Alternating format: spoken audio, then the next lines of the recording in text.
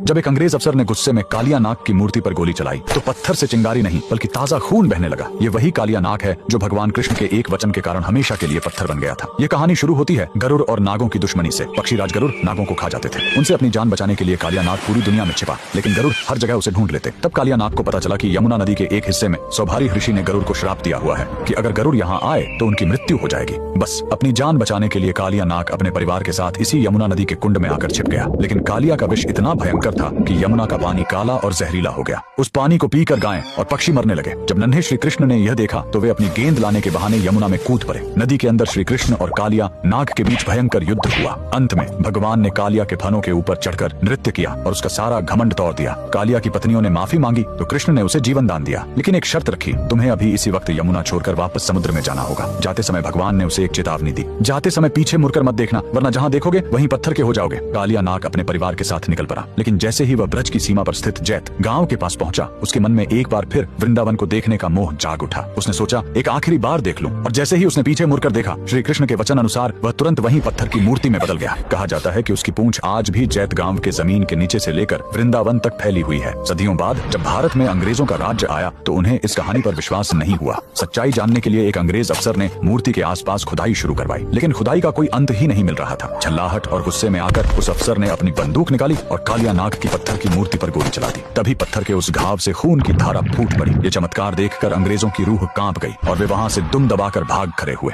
आज भी जैत गांव में वह मूर्ति मौजूद है। कमेंट्स में जय श्री कृष्णा जरूर लिखें।